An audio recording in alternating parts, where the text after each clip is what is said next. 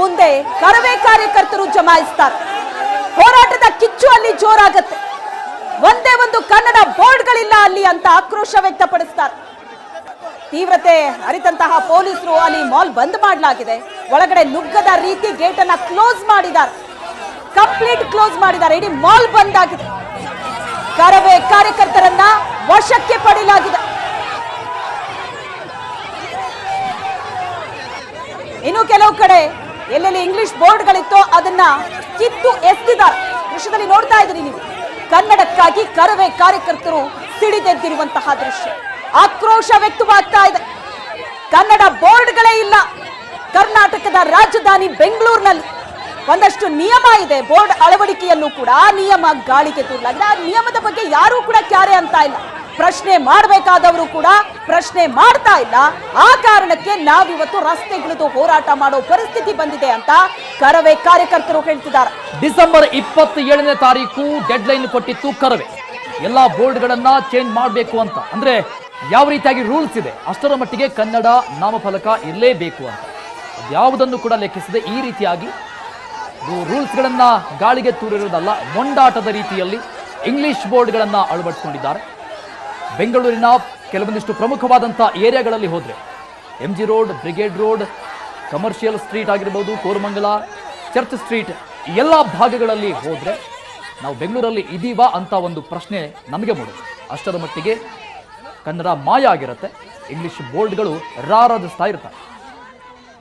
ಬೇರೆ ಕಂಟ್ರಿಗೆ ಹೋದಂಥ ಅನುಭವ ಸಿಗುತ್ತೆ ಈ ಏರಿಯಾಗಳಲ್ಲಿ ಹೋದರೆ. ಇಷ್ಟು ದಿನಗಳ ಕಾಲ ಇವರನ್ನ ಕೇಳೋರು ಯಾರೂ ಇಲ್ಲ ಅನ್ನುವಂಥ ರೀತಿ ಇದೆ. ಈಗ ಕನ್ನಡಿಗರ ತಾಳ್ಮೆಯ ಕಟ್ಟೆ ಒಡೆದಿದೆ. ಅದರ ಪ್ರತಿಫಲವನ್ನ ಈಗ ಅನುಭವಿಸ್ತಾ ಇದ್ದಾರೆ. ಹೋರಾಟದ ತೀವ್ರತೆ ಮತ್ತಷ್ಟು ಹೆಚ್ಚಾಗ್ತಾ ಇದೆ. ಪ್ರಮುಖ ನಾಯಕರನ್ನ ಈಗಾಗಲೇ ಬಂಧನ ಮಾಡಲಾಗಿದೆ, ವಶಕ್ಕೆ ಪಡೆದುಕೊಂಡಿದ್ದಾರೆ.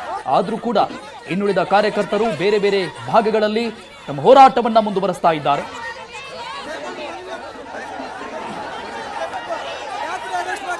ಕರವೇ ಅಧ್ಯಕ್ಷರನ್ನ ವಶಕ್ಕೆ ಪಡೆಯಲಾಗಿದೆ. ಬೆಳಗಿನಿಂದ ನಡೀತಾ ಇದ್ದಂತಹ ಹೋರಾಟ ಅಧ್ಯಕ್ಷರನ್ನ ವಶಕ್ಕೆ ಪಡೆದ ನಂತರವೂ ಕೂಡ ಹೋರಾಟ ಏನು ಕಡಿಮೆ ಆಗಿಲ್ಲ. ಅದರ ಮಧ್ಯದಲ್ಲಿ ಕರವೇ ನಾರಾಯಣಗೌಡರು ಕೂಡ ಒಂದು ಹೇಳಿಕೆ ಕೊಡ್ತಾರೆ. ನಮ್ಮ ಹೋರಾಟವನ್ನ ಹತ್ತಿಕ್ಕೋ ಕೆಲಸ ಆಗ್ತಾ ಇದೆ. ಇಲ್ಲಿ ಪೊಲೀಸ್ ಇಲಾಖೆ ಆಗಿರ್ಬೋದು, ಸರ್ಕಾರ ಆಗಿರ್ಬೋದು, ಹೋರಾಟವನ್ನ ಹತ್ತಿಕ್ಕುವಂತಹ ಪ್ರಯತ್ನ ಮಾಡ್ತಾ ಇದ್ದಾರೆ. ಆದ್ರೆ ಯಾವುದೇ ಕಾರಣಕ್ಕೂ ನಾವು ಮಾತ್ರ ಹೋರಾಟವನ್ನ ನಿಲ್ಲಿಸೋದಿಲ್ಲ. ಅದರ ಜೊತೆಗೆ ಪ್ರತಿಯೊಬ್ಬ ಕನ್ನಡಿಗನೂ ಕೂಡ ಸಿಡಿದೇಳಬೇಕಾದಂತಹ ಸಂದರ್ಭ ಇದು ಅಂತ ಕರೆ ಕೊಟ್ಟಿದ್ದಾರೆ ಕರವೇ ನಾರಾಯಣಗೌಡರು.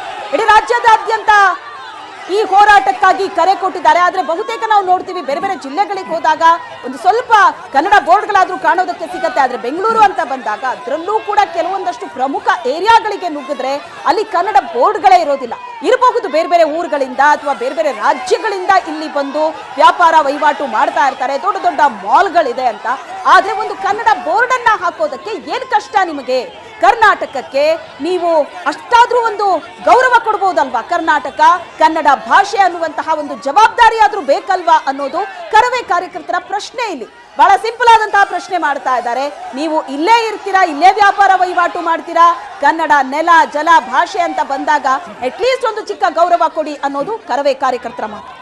ಇಂಗ್ಲಿಷ್ ಬೋರ್ಡ್ಗಳು ಎಲ್ಲೆಲ್ಲಿ ಕಾಣ ಸಿಗುತ್ತೆ ಹೋರಾಟಗಾರರಿಗೆ, ಆ ಎಲ್ಲಾ ಬೋರ್ಡ್ಗಳು ಪೀಸ್ ಪೀಸ್ ಆಗ್ತಾ ಇದೆ. ಕಲ್ಲು ತೂರಾಟ ಮಾಡ್ತಾ ಇದ್ದಾರೆ, ಕಟ್ಟಿಗೆಗಳಿಂದ ಹೊಡೆದಾಗ್ತಾ ಇದ್ದಾರೆ, ಆಕ್ರೋಶವನ್ನ ವ್ಯಕ್ತಪಡಿಸ್ತಾ ಇದ್ದಾರೆ ಹೋರಾಟಗಾರರು.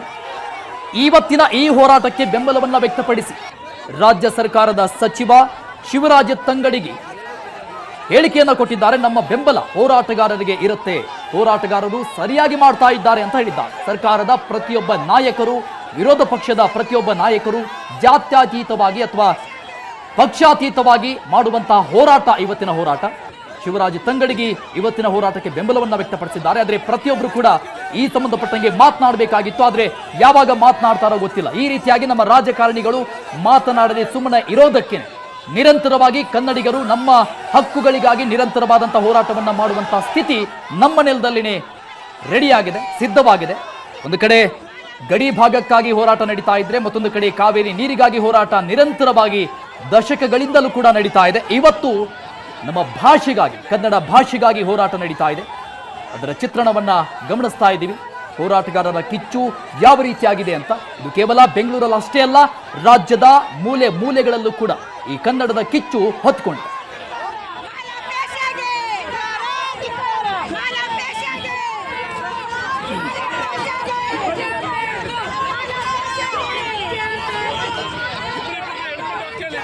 ಇಡೀ ಬೆಂಗಳೂರಿನಲ್ಲಿ ಕರವೇ ಕಾರ್ಯಕರ್ತರ ಘರ್ಜನೆ ಬಹಳ ಜೋರಾಗಿತ್ತು. ಬೆಳಿಗ್ಗೆನಿಂದ ನಡೀತಾ ಇರುವಂತಹ ಹೋರಾಟ, ಕರವೇ ಅಧ್ಯಕ್ಷರನ್ನ ಅರೆಸ್ಟ್ ಮಾಡಿದ ನಂತರವೂ ಕೂಡ ಹೋರಾಟ ಇನ್ನೇನ್ ತಣ್ಣಗಾಯ್ತಾ ಅಂತ ಅಂದ್ರೆ ಇಲ್ಲ.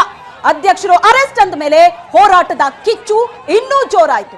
ಈಗಲೂ ಕೂಡ ಹೋರಾಟ ನಡೀತಾ ಇದೆ. ಇವತ್ತು ನಡೆದಿದ್ದು ಸಾಂಕೇತಿಕ ಹೋರಾಟ ನಿಜವಾದ ಹೋರಾಟ ಏನಿದೆ ಇನ್ನು ಮುಂದೆ ನಡೆಯುತ್ತೆ ಅನ್ನೋ ಎಚ್ಚರಿಕೆಯನ್ನ ಕರವೇ ಕಾರ್ಯಕರ್ತರು ಕೊಡ್ತಾ ಇದ್ದಾರೆ.